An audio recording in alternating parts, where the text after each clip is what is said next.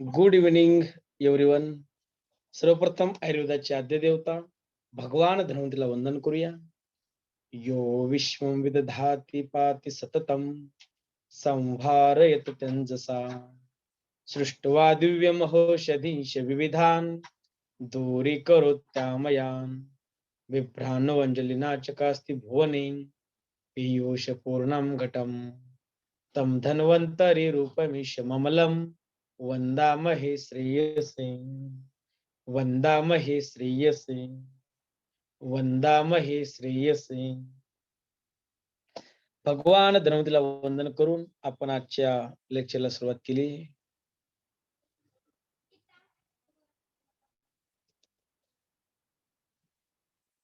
प्रमाण हमारा टॉपिक चालू है. आप्तोपदेश प्रमाण के बारे में हमने देखा है. शब्द वाक्य, शब्द के भेद, उसके बारे में भी चर्चा की है. शब्द वृत्ति के बारे में भी चर्चा की है. और अभी शक्तिग्रह हेतु हमने स्टार्ट किया था. तो यहां भी मैं कुछ क्वेश्चन पूछूंगा, आप उत्तर दीजिए. आप्तोपदेश के भेद बताइए. पूजा सुल्तानी, आप्तोपदेश के भेद.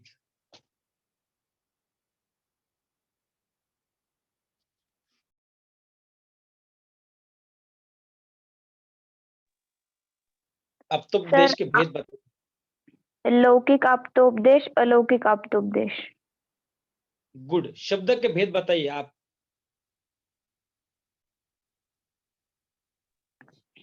शब्द के भेद दृष्टार्थ, अदृष्टार्थ, सत्य, अनृत. अच्छा, गुड. शब्द के भेद दृष्टार्थ, अदृष्टार्थ, सत्य और अनृत. Very good. शब्द वृत्ति के भेद बताइए. शब्द वृत्ति. शब्द वृत्ति के भेद अभिधा, लक्षणा, व्यंजना, तात्पर्याख्या. अच्छा, गुड, वेरी गुड. शक्तिग्रह 8 कौन से है? शक्तिग्रह. व्याकरण, उपमान, कोश, आप्तवाक्य, व्यवहार, वाक्यशेष, विवृत्ति, सानिध्य. Correct, very good. अभी जो इंपॉर्टेंट टाइप्स बताए हैं वो सबसे इंपॉर्टेंट है. आप्तोपदेश की आपको व्याख्या पता है, लक्षण पता है, आयुर्वेद में उपयोगिता पता है, लेकिन सबसे इंपॉर्टेंट होता है एग्जाम में भेद. टाइप्स जो है, टाइप्स ऑफ आप्तोपदेश, जो कुछ भी है वो नहीं दिमाग में आया तो हम कुछ नहीं लिख सकते. तो आप्तोपदेश के 2 भेद हमने देखे. लौकिक आप्तोपदेश, अलौकिक आप्तोपदेश. उसके बाद शब्द और वाक्य, इसके बारे में चर्चा की. शब्द के भेद हमने देखे. 4 भेद थे. दृष्टार्थ, अदृष्टार्थ, सत्य और अनृत. थर्ड हमने शब्द वृत्ति देखी.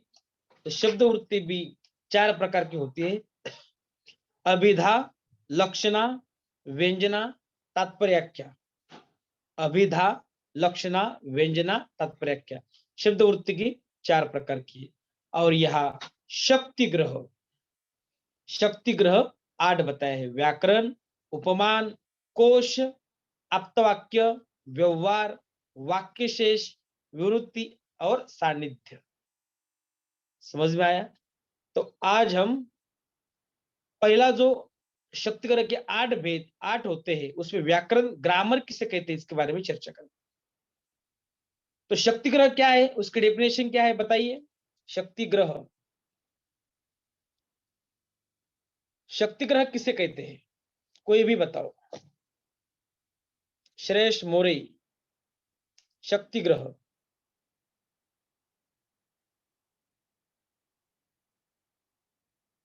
शक्तिग्रह हेतु.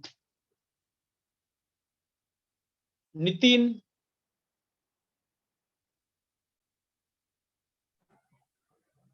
प्रत्येक पद का अर्थ उसमें आश्रित शक्ति के सहायता से उजागर होता है. इस पद शक्ति के प्राप्ति के जो साधन उन्हें शक्तिग्रह कहते हैं. और पदों की शक्ति का ज्ञान होना शक्तिग्रह कहलाता है.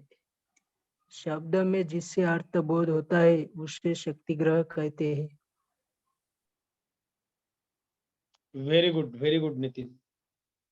प्रत्येक पद का अर्थ उसमें आश्रित शक्ति की सहायता से उजागर होता है।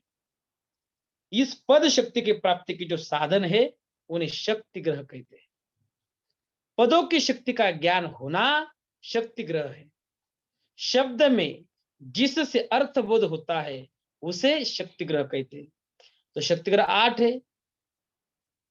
हमें पदों की शक्ति का ज्ञान होना, शब्द में जिससे अर्थबोध होता है, ऐसे 8 शक्ति ग्रह बताए हैं।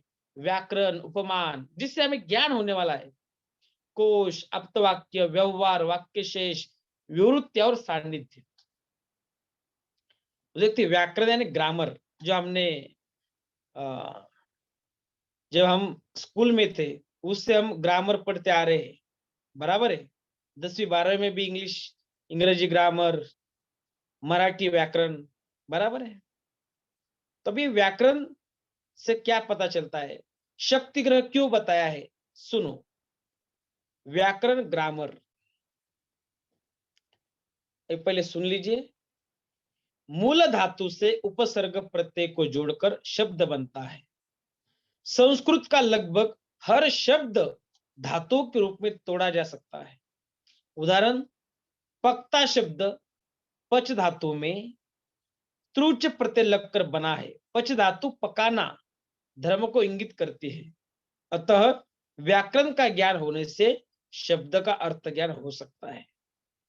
अब इसमें एक ही लाइन लिखो, व्याकरण का ज्ञान होने से शब्द का अर्थ ज्ञान होता है।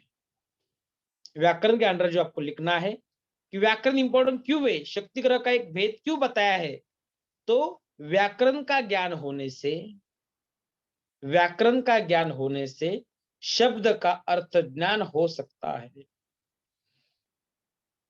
व्याकरण का ज्ञान होने से शब्द का अर्थ ज्ञान हो सकता है। व्याकरण का ज्ञान होने से शब्द का अर्थ ज्ञान हो सकता है। उपमान, कंपैरिजन। नेक्स्ट, उपमान, कंपैरिजन।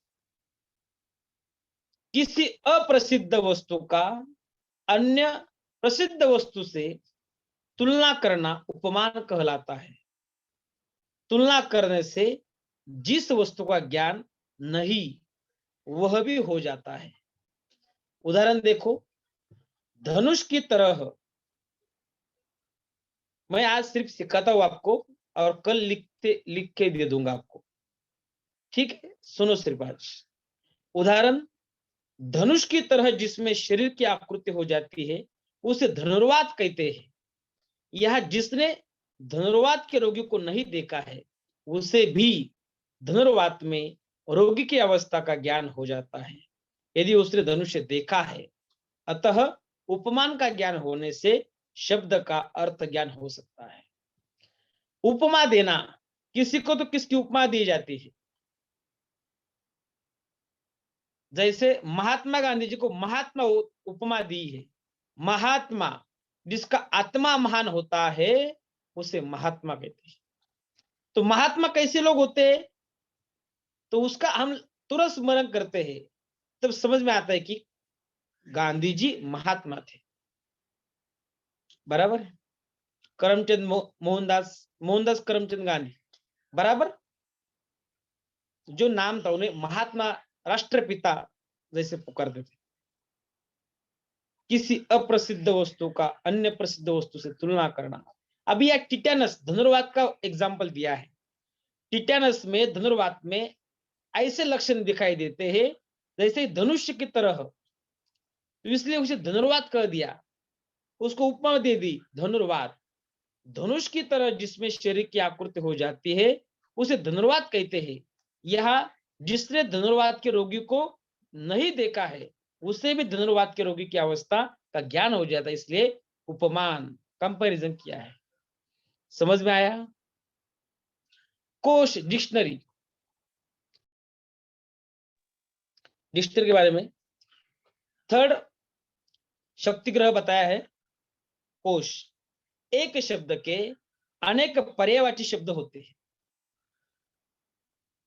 एक शब्द के अनेक पर्यायवाची शब्द होते, सिनोनिम्स होते हैं।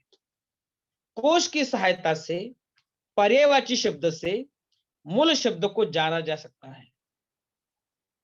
उदाहरण, मदन कर हाटस्य राठ। अब ये बहुत सारे वनस्पति द्रव्य ऐसे हैं जिनके जो पर्याय होते हैं, तो जो पर्याय भी उनके कुछ न कुछ स्वरूप दर्शता है। जो पर्याय कुछ भी हो, जैसे हमने देखे दर्शन में बहुत सारे प्रकार थे, इसमें कुछ तो मतित अर्थ था। तो कोश डिक्शनरी एक शब्द के अनेक पर्यायवाची शब्द या बता उदाहरण दिया है। मदन करहाट शराट में करहाट एवं राट मदन फल के पर्याय है। अब ये मदन फल क्या है सुनो। मदन फल एक वनस्पति द्रव्य है जिससे मदन फल वमन कर्म में सर्वश्रेष्ठ बताया है। वमन यानी वोमिटिंग करना, जो हमें देखा है हमने आयुष्कामी अध्याय में कि कफ दोष के लिए वमन करना है, पित्त के लिए विरेचन करना है, वात दोष के लिए बस्ती करना है। तो जो पंचकर्म है, पंचकर्म में वमन टॉपिक जो होता है उसमें मदन फल सर्वश्रेष्ठ द्रव्य है। अभी उसके पर्याय दिए हैं, क्या है? करहाटस्य राट, करहाट और राट ये उसके पर्याय है। कोश की सहायता से इन दो शब्दों से मदन फल यह अर्थ स्पष्ट हो सकता है, अतः कोश से शब्दों का अर्थ ज्ञान हो सकता है। अभी कुछ भी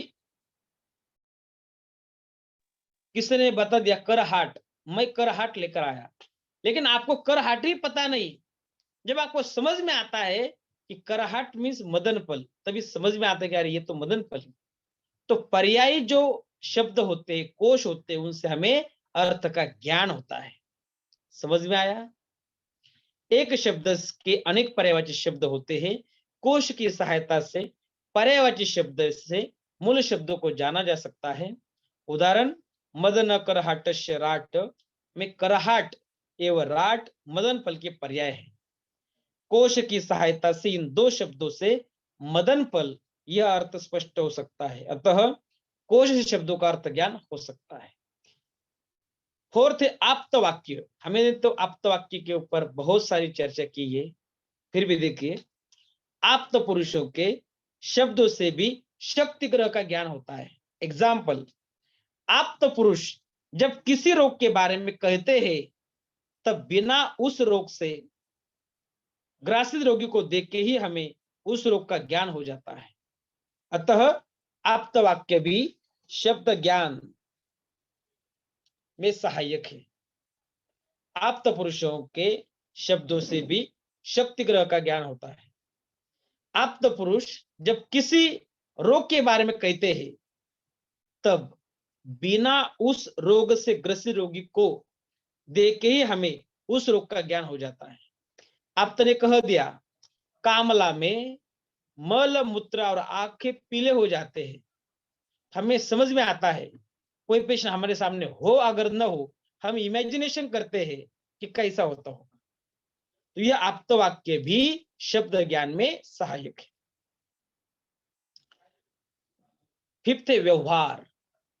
व्यवहार अपने से बड़े व्यक्तियों के व्यवहारिक कार्य को देखकर शब्दों के अर्थ का ज्ञान होता है। अपने से बड़े व्यक्तियों के व्यवहारिक कार्यों को देखकर शब्दों के अर्थ का ज्ञान होता है। उदाहरण, यदि पिता ने मां से कहा कि पानी लाओ, तो मां पानी लाती है। यह देख बच्चे को जिसे पानी का अर्थ नहीं पता, उसे पानी का अर्थ ज्ञान हो जाता है। अतः व्यवहार भी शब्द ज्ञान में सहायक है। समझ में आया? यदि पिता ने मां से कहा कि पानी लाओ, तब मां पानी लाती है। यह देख बच्चे को जिसे पानी का अर्थ नहीं पता, उसे पानी का अर्थ ज्ञान हो जाता है। अरे ये पानी है क्या? अच्छा। अतः व्यवहार भी, यह अतः व्यवहार जो नॉलेज होता है वही भी शब्द ज्ञान में सहायक है। शक्ति ग्रह का अर्थ ही है शब्द ज्ञान में सहायक, जिससे हमें ज्ञान मिलने वाला है। शब्द में जिससे अर्थ बोध होता है उसे शक्ति ग्रह कहते हैं। वाक्य शेष, सिक्स देखो, वाक्य शेष, स्पीच रिमाइंडर। वाक्य में उपस्थित शब्दों के संदर्भ से अर्थ का ज्ञान करना वाक्य शेष कहलाता है। उदाहरण, सिर, हाथ, पैर, पृष्ठ का कहने पर पुरुष का ज्ञान हो जाता है। वाक्य में उपस्थित शब्दों के संदर्भ से अर्थ का ज्ञान करना वाक्य शेष कहलाता। कई भी वाक्य है, अभी यह उदाहरण दिया है, सिर, हाथ, पैर, पृष्ठ का, ये ऐसा कहने पर हमें पता चलता है कि पुरुष का ज्ञान, ये वर्णन पुरुष का चालू है। पुरुष में स्त्री हो या मेल हो, लेकिन ज्ञान हो जाता है कि ये पुरुष का वर्णन चालू है। ये क्या है? वाक्य शेष। सेवंत, विवृत्ति कहा है। एक शब्द के अनेक अर्थ होते हैं, पर जहां शब्द के कहने पर उसके अर्थ का भी विवरण किया जाता है, उसे विवृत्ति कहते हैं। उदाहरण, मधु शब्द के अर्थ कई अर्थ होते हैं। शहद, मदिरा, चैत, मास, एकदैत्य, वसंत आदि। यदि वाक्य में ऐसा बताया जाए कि मधुशाला कविता की एक पंक्ति है, पाठकगण है पीने वाले, पुस्तक मेरी मधुशाला, ऐसा कहने पर यह कहना कि यह मधु का अर्थ मदिरा है, तो इसे विवृत्ति कहते हैं। एक शब्द के अनेक अर्थ होते हैं, पर जहां शब्द के कहने पर उसके अर्थ का भी विवरण किया जाता है। अब एक शब्द है, लेकिन उसके साथ साथ आगे का भी वर्णन कर दिया, तो ये शब्द का अर्थ क्या सोचना है, ये हमें समझ में आता है। तो एक शब्द के अनेक अर्थ होते हैं, पर जहां शब्द के कहने पर उसके अर्थ का भी विवरण किया जाता है, उसे विवृत्ति कहते हैं। उदाहरण, मधु शब्द के कई अर्थ होते हैं, जैसे कि शहद, उसके साथ मदिरा भी कहते हैं, चैत भी कहते हैं, चैत मास, एक दैत्य, वसंत भी कहते हैं। तो यह शहद अर्थ लेना है, मदिरा अर्थ लेना है, तो वह जब आगे भी विवरण किया है तभी समझ में आता है। जैसे कि उन्होंने दिया है कि मधुशाला कविता की एक पंक्ति है, आगे का भी वर्णन किया, इसलिए समझ में आया कि मधु को क्या कहना है। पाठकगण है पीने वाले, पुस्तक मेरी मधुशाला, ऐसा कहने पर यह कहना कि यह मधु का अर्थ मदिरा है, तो इसे विवृत्ति कहते हैं। और लास्ट है सान्निध्य, प्रेजेंस ऑफ नोन वर्ड्स। ज्ञात शब्द के सानिध्य में रहने से भी अज्ञात शब्द का ज्ञान होता है। प्रसिद्ध शब्द से अप्रसिद्ध शब्द का ज्ञान किया जाता है, उसे सानिध्य कहते हैं।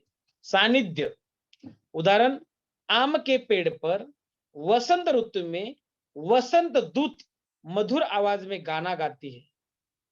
आम का पेड़, गाना, वसंत ऋतु इत्यादि शब्द के सानिध्य से वसंत दूत का अर्थ कोयल समझा जा सकता है।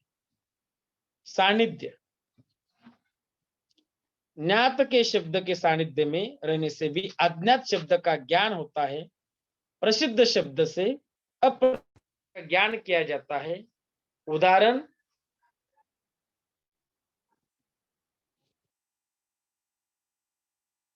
आम के पेड़ पर वसंत ऋतु में वसंत दूत मधुर आवाज में गाना गाती है। आम का पेड़, गाना और वसंत ऋतु इत्यादि शब्द के सानिध्य से वसंत ऋतु का अर्थ कोयल समझा जा सकता है। इसी तरह हमने व्याकरण, उपमान, कोश, वाक्य, व्यवहार, वाक्य शेष, विवृत्ति और सानिध्य का हमने स्टडी किया है। तो आज हम यही रुकने वाले हैं, अगला पार्ट हम कल देखेंगे। Thank you.